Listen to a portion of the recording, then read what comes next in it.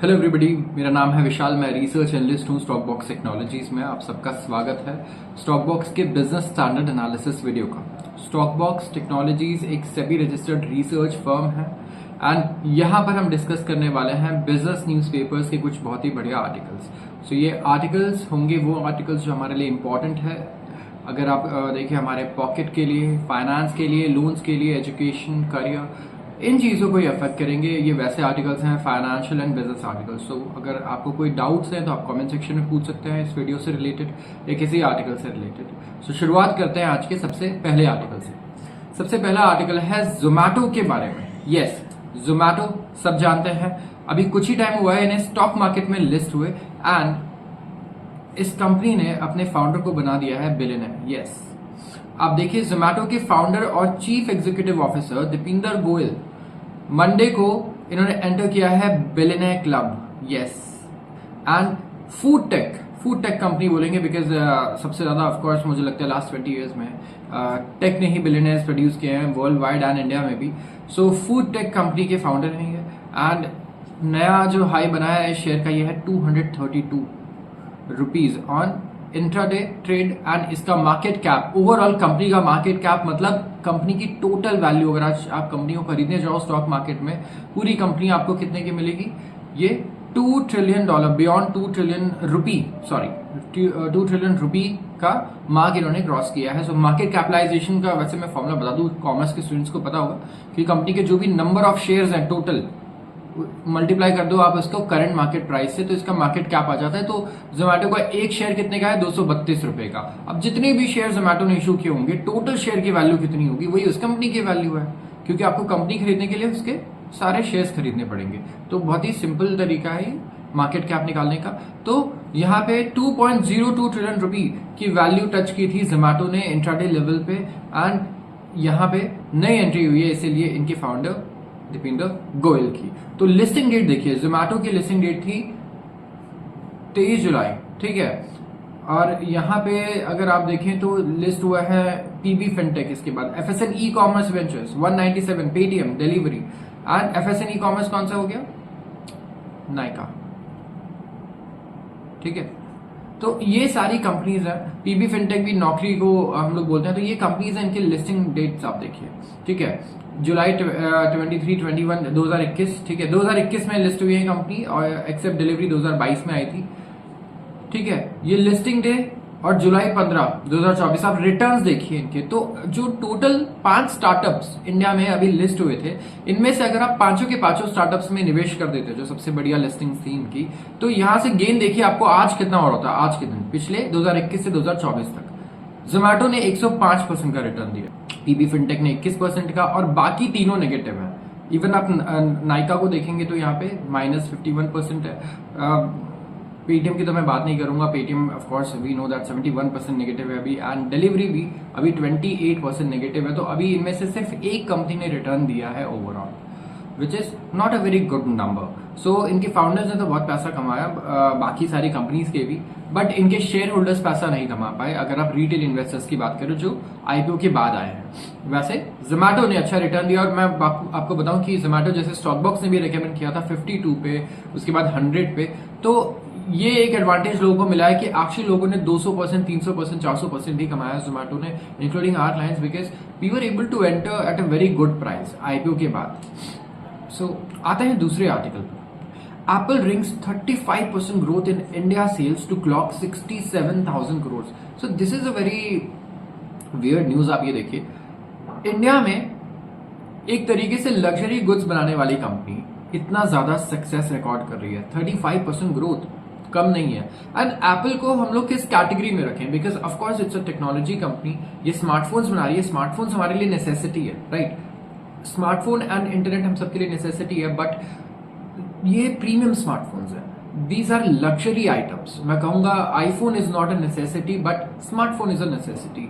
सो iPhone की growth 35% अगर India में हो रही है, जिसका एवरेज अगर आप देखें एक स्मार्टफोन कितना 70,000 का एवरेज होता होगा कम से कम, या ज्यादा ही होता होगा मेरे ख्याल से। बट एक इंडियन की आप एवरेज इनकम देखिए, इंडिया में पर कैपिटा इनकम कितनी है हमारी? 2 लाख साल की। और हम लोग क्या जो फोन ऑन एन एवरेज 70,000 से 1 लाख का आता है, उसमें हम लोग 35% ग्रोथ रिकॉर्ड कर रहे हैं। इसका मतलब ये या तो ये है कि अब हम सेविंग्स ना करके पैसे लोन लेके ये स्मार्टफोन्स खरीद रहे हैं। यस, या तो ये बता रहा है, ये एक इंडिकेटर है। देखिए, हर एक इकोनॉमिक डेटा ना एक इंडिकेटर होता है। इंडिकेटर्स लीडिंग भी हो सकते हैं और लैगिंग भी हो सकता है। 35% ग्रोथ जब एप्पल रिकॉर्ड कर रहा है, इसका मतलब मैं ये मानूंगा कि इंडिया जैसी कंट्री में जो मिडिल इनकम कंट्री है, हाई इनकम कंट्री नहीं है, और प्रीमियम प्रोडक्ट अगर इतना बिक रहा है तो ये तो भाई EMIs पे बिक रहा है। इसका मतलब इंडिया में क्रेडिट ग्रोथ भी अच्छी हो रही होगी काफी। और मैं तो नहीं चाहता ज्यादा लोगों को जो आईफोन वाले डेट पे डिफॉल्ट कर दें। ऐसे ज्यादा लोग नहीं है जो आईफोन के क्रेडिट पे डिफॉल्ट कर रहे होंगे। ऑफकोर्स तो कंपनीज ज्यादा लोन दे भी रही है क्योंकि वो पैटर्न देखती है, राइट। जो हमारी कंपनीज हैं, जितनी भी फाइनेंसिंग कंपनीज हैं, तो ये EMI ज्यादातर कहां से आ रहे होंगे, मुझे लगता है क्रेडिट कार्ड कंपनीज से। सो क्रेडिट कार्ड और आईफोन कितने ज्यादा को डिपेंडेंट हो गए हैं सेल के लिए। अगर ये प्रोडक्ट नहीं होता, ठीक है, तो ये प्रोडक्ट इंडिया में ना बिकता। सो ये प्रोडक्ट आईफोन कंप्लीटली डिपेंडेंट है, एप्पल को भी पता है इससे।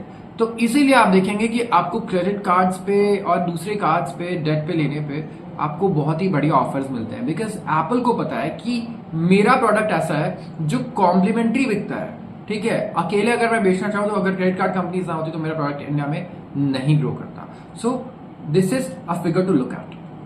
And it is also worrisome कि हमारे यहाँ लोग इतना ज्यादा डेट पे इतनी महंगी चीजें में इतना ज्यादा ग्रोथ हो रहा है। इट मीन्स कि या तो हमारा डेटा बिल्कुल जो है वो आप कह सकते हैं हम बिल्कुल गलत रिकॉर्ड कर रहे हैं। एक्चुअली हमारे यहाँ जो ओवरऑल पर कैपिटा इनकम है वो बहुत ज्यादा है, या फिर डेटा यही है कि लोग क्रेडिट बहुत ज्यादा यूटिलाइज कर रहा है इन चीजों को खरीदने के लिए when it comes to smartphones या laptops. So India is poised to report a 35% ईयर-on-year search in India revenue at nearly 67,000 crore, मतलब $8 बिलियन का revenue. And according to people in the know, official financial filing जो देखने वाले हैं ROC का, Apple ने रिपोर्ट किया इंडियन रेवेन्यू एट 49,332 करोड़। इस पैराग्राफ में देखिए nearly $6 billion, marking a 48% rise from FY22 figure of 33,381। सो यहाँ पे बहुत ही बढ़िया ग्रोथ रिकॉर्ड कर रहा है एप्पल। एंड इंडिया मेरे ख्याल से अगर मेजर इकोनॉमीज में देखें, मेजर मार्केट्स में, तो फास्टेस्ट ग्रोइंग मार्केट होना चाहिए एप्पल के लिए। चाइना के बारे में भी अगर आप हमारे वीडियोस देखते होंगे तो आपको पता चलेगा चाइना में एप्पल की सेल्स बहुत कम हो गई थी, क्योंकि देखिए इंडिया में इनके पास कोई टक्कर देने के लिए है ही नहीं जो इंडियन कंपनी हो। इंडियन कंपनी स्मार्टफोन बनाती ही नहीं, ठीक है, वो टेक्नोलॉजी नहीं है हमारे पास। और चाइना में लेकिन ऐसा नहीं है। चाइना में हुआवे से लेके बहुत सारी ऐसी कंपनीज है जो एप्पल को टक्कर दे रही थी और एप्पल की सेल्स काफी कम हो गई थी चाइना में। बट एप्पल ने बहुत बड़े डिस्काउंट्स ऑफर शुरू किए, ठीक है, स्पेसिफिकली चाइनीज ऑडियंस के लिए। एंड तब उन्होंने क्लॉक किया है बहुत अच्छा ग्रोथ चाइना में भी। आते हैं अगले आर्टिकल पर। Spike in food prices pushes WPI inflation to 16 month high in June. Again एक ऐसा डेटा जो बिल्कुल भी हमारे लिए अच्छा नहीं है, ठीक है। मैं बता देता हूं, इन्फ्लेशन हमारे लिए इस वक्त लिंक्ड है किससे, हम रोज कहीं ना कहीं डिस्कस करते हैं। तो इन्फ्लेशन हमारे लिए कहने का लिंक्ड है हमारे इंटरेस्ट से, ठीक है। इंटरेस्ट मतलब ब्याज दर जो हम लोन पे दे रहे हैं, आपके क्रेडिट कार्ड डेट से लेके आपके होम लोन से लेके एजुकेशन लोन, और कंपनीज जो लोन ले रही है, इकोनॉमी में जो लोन आ रहा है, पैसा आ रहा है वो भी। सो यहाँ पे प्रॉब्लम क्या है मेरा प्रॉब्लम बस ये है कि इन्फ्लेशन का रेट कम हो जाए, इंटरेस्ट अगर कम हो जाए तो मेरे खर्चे तो कम होंगे, साथ मेरे इन्वेस्टमेंट्स अच्छा रिटर्न कैसे देंगे। ऑन एन एवरेज एक इंडस्ट्रियलिस्ट हमेशा लोन पर काम करता है। बिजनेस, बहुत सारे बिजनेस अगर आप देखें इंडिया में, पूरे वर्ल्ड में बहुत ही ज्यादा कैपिटल इंटेंसिव है, अकेले पैसे से नहीं किए जा सकते, उसमें हेल्प चाहिए बैंक की। एंड यहाँ पे कॉस्ट बहुत बड़ा हो जाता है इंटरेस्ट का। यस, सो अगर इंटरेस्ट कॉस्ट घट के नीचे आता है तो कंपनी ज्यादा लोन लेगी, ज्यादा नए प्रोडक्शन फैसिलिटीज और प्लांट्स भी खोलेंगी, ज्यादा जॉब्स भी क्रिएट होंगी। और अगर इंटरेस्ट महंगा होगा तो वो ये चीज कम करेंगे, इकोनॉमिक एक्टिविटी भी कम होगी इकोनॉमी में। सो ये एक प्रॉब्लम है हमारे लिए। तो हम चाहते हैं कि महंगाई दर इंडिया में कम आए, बट फूड इन्फ्लेशन ना हमें परेशान करता है। फूड इन्फ्लेशन मतलब जो हमारे खाने की चीजें हैं रोजमर्रा की, ये बहुत महंगी हो जा रही है, इनमें बहुत बड़ी बड़ी स्पाइक्स आ रही है। तो आइए देखते हैं ये आर्टिकल क्या बता रहा है। हम इस आर्टिकल में डिस्कस कर रहे हैं होलसेल प्राइस इंडेक्स। यूजुअली हम लोग कंज्यूमर प्राइस इंडेक्स डिस्कस करते हैं हमेशा। तो होलसेल प्राइस बेस्ड इन्फ्लेशन ये 4th कंसेक्यूटिव मंथ, लगातार चौथे महीने बढ़ा और पिछले 16 मंथ के हाईएस्ट लेवल पे पहुंच गया है 3.36%। 2.61 था ये मई में और 4 महीने से लगातार ग्रो कर रहा है। इन्फ्लेशन इन फूड प्राइसेस, जो फूड प्राइसेस है ना, इसमें हमारा जो इन्फ्लेशन है वो 10.87% रहा है इस महीने, जो मिनिस्ट्री ऑफ कॉमर्स का डेटा आया है ऑन मंडे इसके अकॉर्डिंग। ओवरऑल होलसेल इन्फ्लेशन था -4.18%। तो फूड इन्फ्लेशन यहाँ पे आप देख सकते हैं हमें परेशान फिर से कर रहा है। फूड आर्टिकल्स में अगर आप देखें, factory gate prices majorly built up on acceleration in prices of onion 93.35%, onion, potato and tomato, इनके आप प्राइसेस चेक कीजिए कितना ज्यादा अभी हमें देखने को मिला है कि इसमें ग्रोथ हुई है, अचानक से स्पाइक हुआ है इनके प्राइसेस में। So yes, this is also one of the reasons कि ये जो मेजर हमारे वेजिटेबल्स हैं इनमें से कोई ना कोई ऐसा होता है जो 100-200% किसी न किसी सीजन में बढ़ जाता है, ठीक है। सो यहाँ पे एक्सेशन हुआ है 93.35% का। पोटैटो के प्राइसेस 66, आप देखिए 66% यहाँ पे लिखा है, 66.3% इंक्रीज हुए हैं। वेजिटेबल्स 38.76%, सीरियल्स 9.27%, फ्रूट्स 10%, ज्यादा नहीं, वीट भी 6%। ओवरऑल प्राइसेस ऑफ पल्सेस 21.64%, ठीक है, D accelerated during the month and they remain quite elevated. On the other hand अगर हम प्रोटीन रिच आइटम्स की बात करें जैसे एग, मीट, तो ये यहाँ पे हमें कोई बहुत ज्यादा देखने को नहीं मिला। ओवरऑल थोड़ा रिलीफ ही था क्योंकि मिल्क के दाम देखिए 3.37% और एग्स एंड मीट में 3% का यहाँ पे हमें इन्फ्लेशन देखने को मिला है। तो हीट वेव इम्पैक्ट है वेजिटेबल प्राइसेस पे जो कंटिन्यू रहेगा अगले क्रॉप्स तक, अगस्त तक, ठीक है। तो ये हीट वेव इफेक्ट बताया जा रहा है इसे, एंड ये रहेगा अगले इस अगस्त तक जब तक कि नए क्रॉप्स नहीं आ जाते। ओवरऑल अगर आप देखें तो मैन्युफैक्चर्ड प्रोडक्ट्स जिनका वेटेज है 64.2%, यस 64.2% इन द इंडेक्स, यहाँ पे इन्फ्लेशन रहा है 1.43% का, बढ़कर जो पहले था 0.74%, जो कुछ ज्यादा नहीं था हम कहेंगे। तो यहाँ पे ये इश्यूज हमारे लिए बहुत ज्यादा कंसर्निंग है कि किस तरीके से फूड इन्फ्लेशन हमारे यहाँ हमेशा आउट ऑफ कंट्रोल स्पाइरल कर जाता है और चीजें डबल फोल्ड हो जाती है। यहाँ पे डेटा ऐसा आ जाता है कि 93% और 80% जहां इंक्रीमेंट हो जा रही है वेजिटेबल प्राइसेस में, वहां नॉर्मल इंडियंस को बहुत ज्यादा फर्क पड़ेगा क्योंकि एक आम आदमी अपने सैलरी का या इनकम का ओवरऑल काफी बड़ा शेयर स्पेंड करता है फूड पर as compare to a billionaire, because दोनों almost same amount of meal consume करेंगे। तो आते हैं एक और अगले आर्टिकल पर, इंटरनेशनल आर्टिकल पर। ऑफकोर्स डोनाल्ड ट्रंप से रिलेटेड आर्टिकल्स अब आपको देखने को मिलेंगे बिकॉज जब से असैसिनेशन अटेम्प्ट हुआ डोनाल्ड ट्रंप के चांसेस भी जीतने के काफी ज्यादा बढ़ गए हैं। सो मैं आपको बस इसका एक ओवरव्यू दूंगा इस आर्टिकल का क्योंकि ये भी थोड़ा इंपॉर्टेंट है इंटरनेशनल पॉलिटिक्स जानना, specially when it comes to US election. So Donald Trump ने सीमेंट किया है अपने रिपब्लिकन पार्टी के होल्ड को रिपब्लिकन नेशनल कन्वेंशन में इस हफ्ते, सर्वाइव किया assassination attempt by a centimeter में कहूंगा, ठीक है। इट वॉज प्योर लक कि वो बच गए यहाँ पे, एंड काफी लीगल टैंगल्स भी रहे हैं, काफी सारे लॉ सूट्स एंड केसेस चल रहा है इनके ऊपर, वो भी इन्होंने सर्वाइव किया। तो यहाँ पे आपको देखना है कि 4 डे इवेंट में जो मंडे को स्टार्ट हो रहा है, फॉर्मल प्रेसिडेंट अनाउंस करेंगे अपना choice for the running mate, having seated as front runners Ohio US senator. तो देखिए यहाँ पे we don't have to get into a lot of details when it comes to US election, but yes Joe Biden is at back foot. यहाँ पे सबसे पहले तो Republicans ही protest कर रहे हैं एंड बाकी लोग प्रोटेस्ट कर रहे हैं कि जो सीक्रेट सर्विस है इन्होंने कहाँ इतनी लापरवाही की कि कोई आदमी इतने हाई वैंटेज पॉइंट पे आकर के, इतने बढ़िया वैंटेज पॉइंट पे आकर के लेटा हुआ है एंड शूट कर रहा है एंड आपने उस पॉइंट को कवर नहीं किया। सो दिस वाज समथिंग जो बहुत कंट्रोवर्सी क्रिएट कर रहा है यूएस में कि कहीं ना कहीं बहुत लापरवाही रही है यहाँ पे, एंड यहाँ पे लोग बहुत ज्यादा नाराज है। एंड अगर आप पॉपुलैरिटी देखें डोनाल्ड ट्रंप की तो अब बहुत ज्यादा इंक्रीज हो गई है। वैसे भी जो बाइडेन को देखिए लोग फोर्स कर रहे थे, इवन जो डेमोक्रेट्स हैं उनकी पार्टी में उनके वोटर्स हैं, सब उन्हें कह रहे थे कि नहीं आपको अब किसी दूसरे यंग इंसान को एक्चुअली यहाँ पे नॉमिनेट करना चाहिए और खुद ये इलेक्शन नहीं लड़ना चाहिए। आप जो करना चाहते थे वो आपने कर दिया, यू आर 81 नाउ। एंड काफी डिबेट भी देखिए तो काफी ज्यादा कैटास्ट्रोफिक रहा है जो बाइडेन के लिए, क्योंकि इनकी डिबेट्स हुई थी, ठीक है, Donald Trump versus Joe Biden. And इस डिबेट में अगर आप देखें तो डोनाल्ड ट्रंप पूरी तरीके से डोमिनेट कर चुके थे। उसके बाद भी जो बाइडेन जब नीटो की मीटिंग में गए वहां पे भी उन्होंने जेलेंस्की को, जो प्रेसिडेंट है यूक्रेन के, उनको प्रेसिडेंट पुतिन करके उन्होंने बोल दिया। तो ये सारी चीजें, ये गलतियां वो करते रहते हैं, कहीं ना कहीं बोला जा रहा है कि इनके एज का ये इफेक्ट है। So this is not a good edge for him to get re-elected as president, and इनकी पार्टी के लोग खुद चाहते हैं कि वो अब री इलेक्ट ना। अब आते हैं एक दूसरे इंटरनेशनल आर्टिकल पे, और ये बहुत इंपॉर्टेंट है, ये भी थोड़ा सा डिसअपॉइंटिंग है हमारे लिए।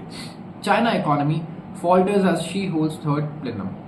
GDP एक्सपैंड हुआ है चाइना कितना, 4.7%, जो एस्टिमेट था 5.1% का, उससे कम हुआ है। एंड यहाँ पे जीडीपी रिकवरी ग्रोथ रेट देखने को नहीं मिल रही है हमें। चाइना का इकोनॉमी ग्रो कर रहा है at worst pace in 5 quarters as efforts to boost consumer spending fell short. देखिए चाइना में पूरी दुनिया से ना बिल्कुल अलग प्रॉब्लम चल रही है। पूरी दुनिया में प्रॉब्लम किस चीज की है, इन्फ्लेशन की। महंगाई दर बहुत बढ़ गई है, लोगों ने कंजम्पशन बहुत ज्यादा बढ़ा दिया है अपना, ठीक है, लोग पैसे बहुत ज्यादा खर्च कर रहे हैं तो महंगाई भी ज्यादा बढ़ रही है। कोविड में यूजुअली सप्लाई भी कम हो गया था चीजों का, तो लोग इतना ज्यादा कंज्यूम कर रहे थे कि उतना सप्लाई प्रोड्यूस नहीं कर पा रहे थे, तो इन्फ्लेशन की प्रॉब्लम थी। चाइना में प्रॉब्लम क्या है, उससे भी ज्यादा खतरनाक, डिफ्लेशन। महंगाई दर कम होते जा रही है क्योंकि सप्लाई की तो वहां कमी नहीं है, दुनिया का सबसे बड़ा मैन्युफैक्चरिंग हब है चाइना, बट प्रॉब्लम क्या है कि यहाँ पे लोगों ने कंजम्पशन कम कर दिया, लोग यहाँ पे कंज्यूम नहीं कर रहे हैं, और गवर्नमेंट जितनी भी कोशिश कर ले वो कंजम्पशन को बढ़ा नहीं पा रही है। तो ओवरऑल यहाँ पे आप देखिए कि बीजिंग फेल हो जा रहा है बार बार कंज्यूमर स्पेंडिंग को बूस्ट करने में। कंज्यूमर स्पेंडिंग यहाँ पे बहुत इंपॉर्टेंट डेटा है इस वक्त, चाइना में सबसे इंपॉर्टेंट डेटा कंज्यूमर स्पेंडिंग का ही। ग्रॉस डोमेस्टिक प्रोडक्ट एक्सपैंड हुआ है बाय 4.7% सेकेंड क्वार्टर में, जहां पे इकोनॉमिस्ट सोच रहे थे, एस्टिमेट कर रहे थे 5.1% का ग्रोथ। सो यहां पे देखने को मिला कि कुछ बहुत ज्यादा कॉन्फिडेंस नहीं आया है कंज्यूमर। तो गवर्नमेंट विल नीड टू मल अ ग्रेटर पॉलिसी सपोर्ट, और बढ़िया पॉलिसी सपोर्ट लाना होगा गवर्नमेंट को अगर वो अपना ग्रोथ टारगेट जो 5% का है उसे अचीव करना चाहती है, ठीक है, ये कहना है इकोनॉमिस्ट का। एंड यहाँ पे चाइना प्रेसिडेंट जो है, चाइनीज प्रेसिडेंट, वो बेट करे मैन्युफैक्चरिंग पे, हाईटेक सेक्टर्स पे, कि वो प्रोपेल करे चाइना के ग्रोथ को पोस्ट पैंडेमिक एरा में। सो पैंडेमिक के बाद आप देखेंगे चाइना ही एक ऐसी मेजर इकोनॉमी है जो ग्रोथ के टर्म्स में लैग कर रही है। जो सेकेंड क्वार्टर का डेटा है शो कर रहा है कि पॉलिसी मेकर्स, जो लोग पॉलिसी बना रहे हैं, उन्हें और ज्यादा फोकस करना होगा डोमेस्टिक स्पेंडिंग को लिफ्ट करने में। तो देखिए इस आर्टिकल से हमें समझ में आ रहा है कि चाइना की सबसे बड़ी एक ही प्रॉब्लम है इस वक्त, domestic spending. Consumer confidence increase नहीं हो रहा है, डोमेस्टिक स्पेंडिंग इंक्रीज नहीं हो पा रहा है, and they are suffering because of that. Economy में आप मैन्युफैक्चर किसके लिए करोगे अगर कोई कंज्यूम करने के लिए नहीं है? सो इन्हें कंज्यूमर के सेंटिमेंट्स को बूस्ट करना होगा, पॉलिसीज और बेटर लानी होंगी यहाँ पे, एंड देन विल वॉच कि चाइना रिकवर करता है या नहीं करता है। तो आज के लिए बस इतना ही। अगर आपको वीडियो पसंद आई हो तो जरूर इसे लाइक करें और चैनल को सब्सक्राइब करना बिल्कुल भी ना भूलें। आप सबका बहुत बहुत धन्यवाद।